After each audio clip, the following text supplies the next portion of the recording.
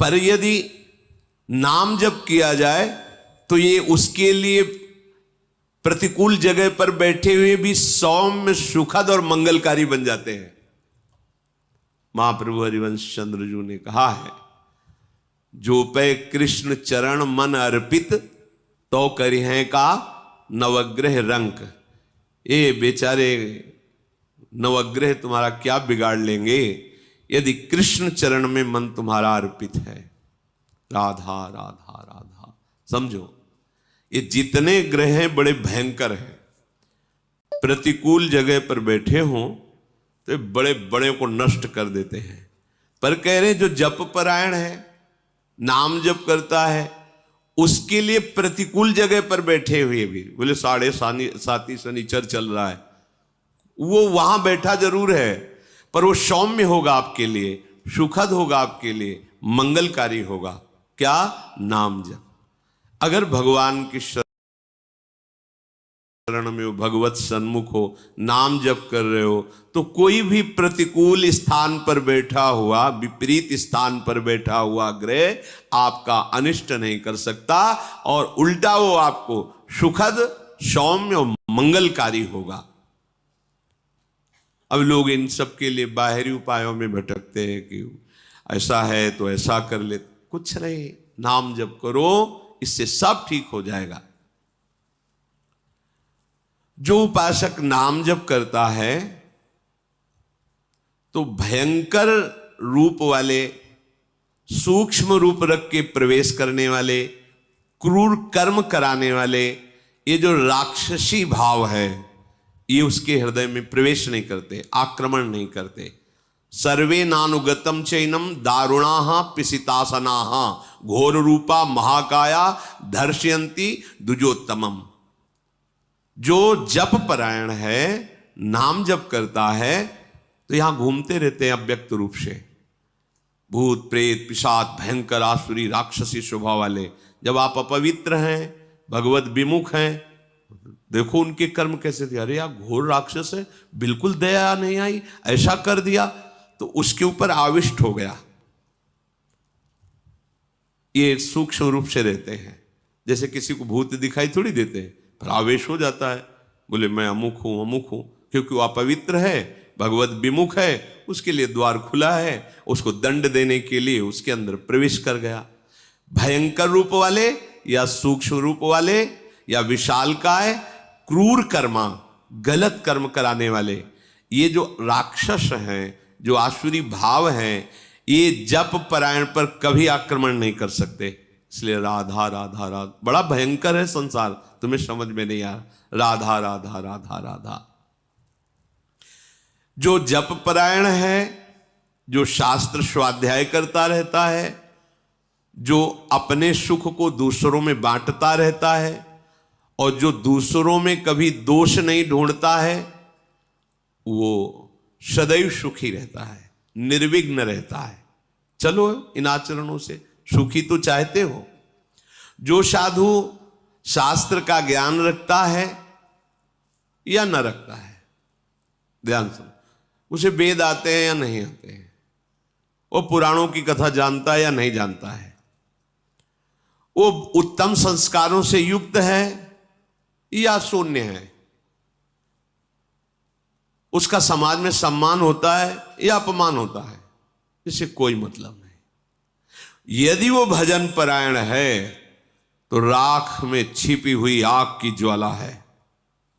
वो बोल लेता है कि नहीं बोल लेता है, उसे वेद आता है कि नहीं आता है, वो उसको लोग प्रणाम करते हैं कि नहीं करते हैं, संस्कार युक्त दिखाई देता है या नहीं दिखाई देता है, पर रात दिन भजन करता है तो कैसा है?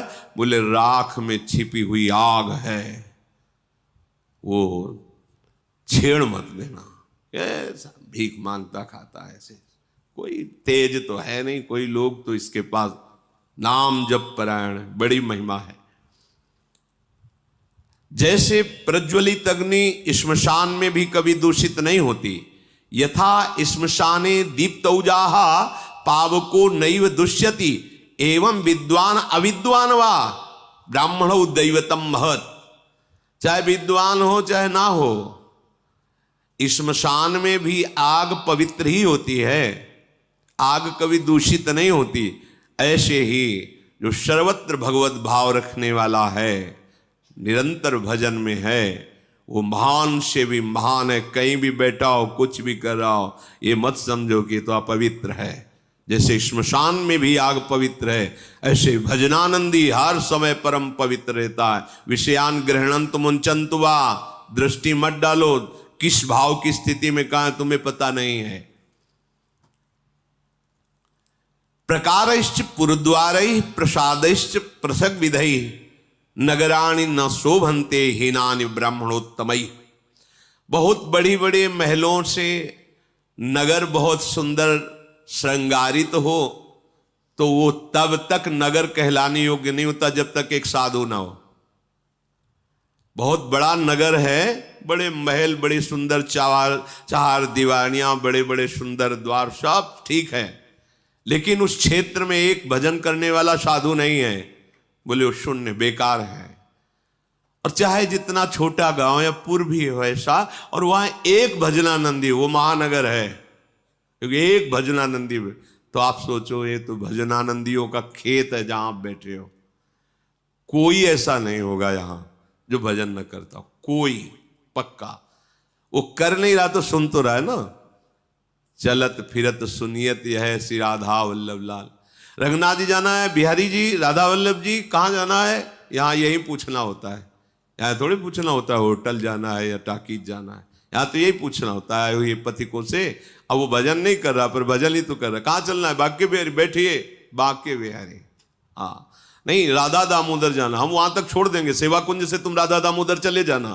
पूरा चिंतन भागवतिक, चलत फिरत सुनियत है श्री राधा वल्लभ लाल, ऐसे वृंदा विपिन में बसत रहो सब काल।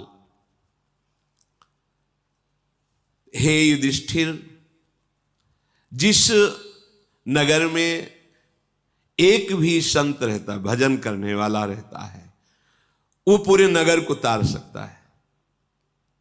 निकलते उठते हुए जय सिया राम, राधे श्याम, जो भी नाम उच्चारण, देखो संत महिमा देखो।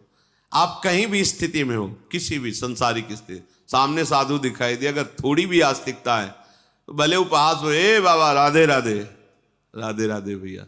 2 बार तुमने बोला, 2 बार उन्होंने कहा, 4 बार कान में नाम पड़ा, 4 बार मंगल हो गया। एक साधु जहां है उसने, धन्य है वो भूमि जहां साधु वास करते हैं, भजन करने वाले वास करते हैं। प्रजा की रक्षा करने वाला जैसे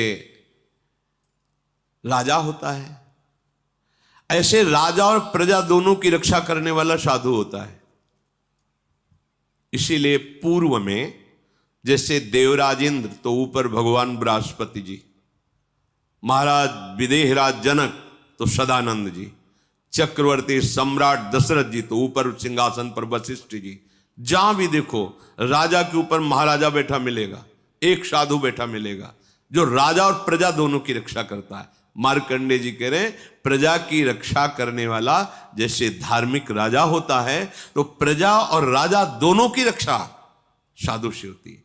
ये संत जन जो भजन करते हैं ना, तो जिसके राज्य में भजन करते हैं उस राजा को, उस राज सैनिकों को अपने आप उनका भजन का हिस्सा जाता है। क्योंकि हम सुरक्षित, अगर हमारे राज सैनिक और हमारे जो शासन विभाग वो रक्षा न करें तो जो क्रूर कर्मा लोग हैं वो भजन न करने देंगे, शांति भंग हो जाएगी।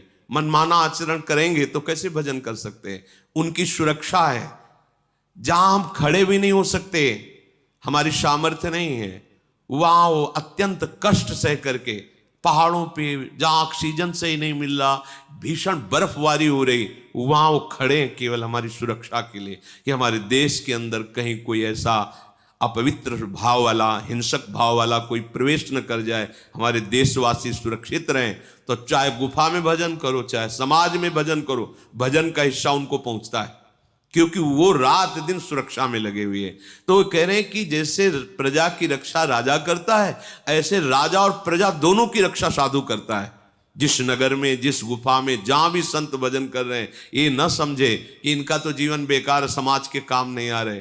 नहीं, उनका किया हुआ भजन अपने आप विभाजित होता है। भिक्षा देने वाले को वस्त्र देने वाले को, वास व्यवस्था करने वाले को, प्रणाम नमस्कार करने वाले को, राजा को, राज्य शासन विभाग को, वो जाता है, तभी तो मंगल होता है।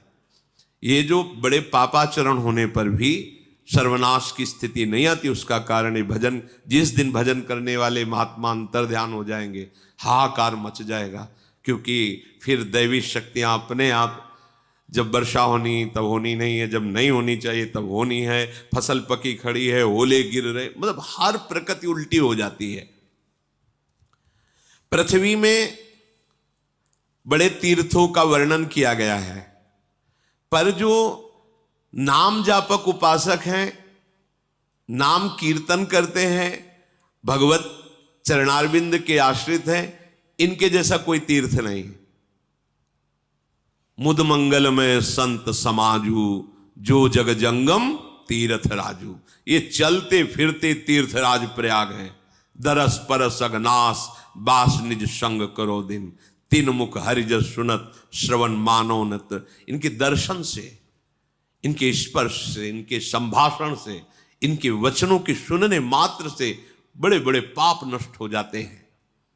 पुण्य तीर्थों का बहुत वर्णन है, जहां स्नान दान और नियम पूर्वक करने पर उसका फल मिलता है, पर जो नाम कीर्तन करने वाले हैं, नाम जप करने वाले हैं, भगवद आश्रित जन है, इनके दर्शन से, इनके स्पर्श से, इनके वार्तालाप से जैसी पवित्रता होती है, वैसी तीर्थों से नहीं।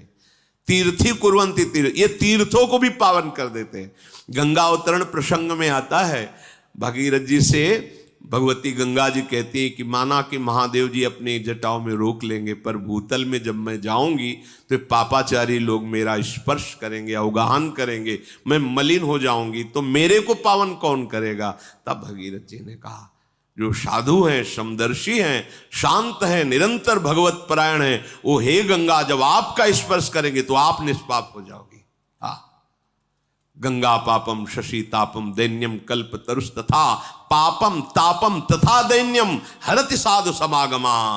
मात्र एक संत संग से तीनों काम हो गए। गंगा जी पाप का नाश करती, चंद्रमा शीतलता प्रदान करके ताप का नाश कर, ये सब ताप पाप दरिद्रता जैसे कल्पतरु दरिद्रता नष्ट करता है, साधु संग दरिद्रता नष्ट कर देता है। क्या, जब आपको भगवान नाम में प्रीति होगी तो आप सबसे बड़े धनी हो गए। कबीरा सब जग निर्धना, धनवंता नहीं कोई, आप धनवान हो गए। राधा राधा राधा परम धन राधा नाम, तो खत्म हो गई दरिद्रता, घिघियाना, बार बार विषय भोगों की याचना करना, और दैहिक दैविक भौतिक ताप। जहां भगवान का चिंतन, भगवान की लीला कथा, वहां इनका प्रवेश ही नहीं होता। नाम जब चल रहा है, अब कौन पाप ताप तुम्हें छू सकता है। तो कह रहे तीर्थों का बहुत वर्णन है शास्त्रों में, पर यदि कहीं भगवत आराधक संतों का संग मिल जाए, नाम कीर्तन हो रहा है, नाम जप हो रहा है, भगवत कथा हो रही, बोले तत्काल निष्पाप कर देता है, तत्काल। संत दरस जी में पातक टरे, बड़े भाग से जब संतों का संग मिलता है, बस वहां अभिमान न करे, वहां ज्यादा अपनी बुद्धि न चलावे, भगवत भाव से। बड़े भाग मिले आज मुझे संत समागम मिला।